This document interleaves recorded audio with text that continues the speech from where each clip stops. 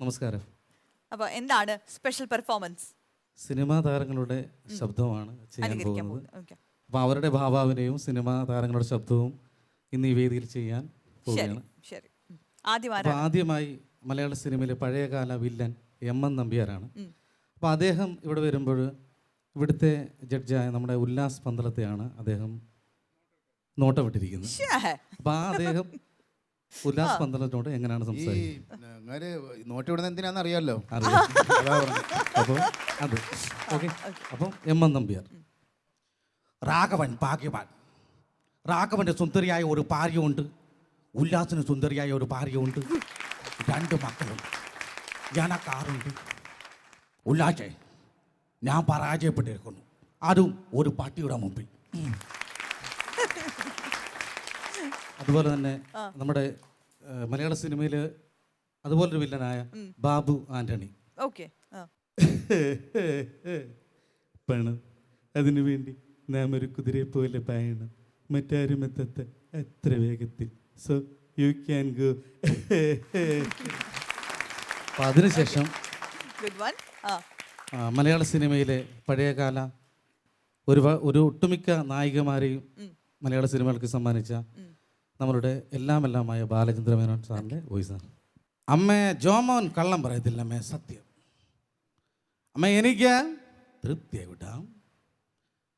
എന്നെ മനസ്സിലാക്കാനും എൻ്റെ മനസ്സിൻ്റെ വിങ്ങനെ മനസ്സിലാക്കാനും അമ്മ ഈ വീട്ടിൽ ഇന്ന് വരെ ആർക്കെങ്കിലും കഴിഞ്ഞിട്ടില്ല. അമ്മ, ഞാൻ ഇട്ടിരിക്കുന്ന ഷർട്ടിൻ്റെ വില മീറ്ററിന് 40 രൂപയാണ്. ഇതൊക്കെ ആർക്ക് വേണ്ടി? അച്ഛത് ഈ കുടുംബത്തിന് വേണ്ടി.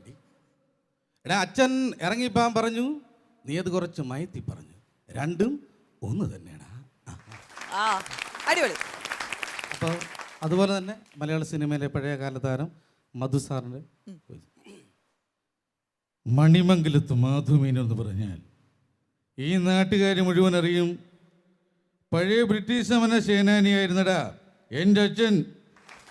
ബ്രിട്ടീഷുകാർ തോക്കും പിടിച്ച് എൻ്റെ വീട്ടിൽ വന്നപ്പോൾ അലറിക്കറിയാനേ അച്ഛന് കഴിഞ്ഞുള്ളൂ. അതിനു മോനെ, ഇതാണടാ എൻ്റെ വഴി. അതുപോലെ തന്നെ നമ്മളുടെ പഴയ ഒരു താരമാണ് ടി.എസ്. രാജു. അപ്പോൾ അദ്ദേഹം ഈ കുങ്കുമപ്പൂവ് എന്ന സീരിയലിൽ ഇവിടെ ഇരിക്കുന്ന വനിതാ രത്നങ്ങൾക്കൊക്കെ അറിയാം, ഒരു കഥാപാത്രങ്ങൾ കൈകാര്യം ചെയ്തിട്ടുണ്ട്. അപ്പോൾ ആ ഒരു വോയിസിൽ മറിയാമേ, നമ്മുടെ മോളുണ്ടല്ലോ, നമ്മുടെ മോളെ ശാലു, അവൾക്ക് അസുഖമാണെന്ന് പറഞ്ഞ് പ്രൊഫസർ വിളിച്ചോണ്ട് പോയി. എന്തിനാ കിട്ടിണി എടുത്ത് വെക്കാൻ. പ്രൊഫസറെ, എന്നോട് കളിക്കരുത് കേട്ടോ, കളി ഞാൻ പഠിപ്പിക്കും. മർക്കോസ പറയുന്നത്, മർക്കോസ. അപ്പം അതുപോലെ തന്നെ നമ്മുടെ പഴയകാല villain Jose Prakash. Hello mister boy, ഞാൻ നിങ്ങളെ കാത്തിരിക്കുകയായിരുന്നു. ഇവിടെ വന്നപ്പെട്ടുള്ളവരാരും തന്നെ എന്നെ വില്ലൻ്റെ കുറിച്ച് തികച്ചു വിളിച്ചിട്ടില്ല. എന്നെ വില്ലൻ്റെ കുറിച്ച് വിളിച്ചിട്ടില്ല. ഒരു തന്നെ ഇവിടുന്ന് ജീവനോടെ പോയിട്ടുമില്ല. അങ്ങനെയുള്ള അച്ഛനെ എന്നോട് കളിച്ചാൽ Good one.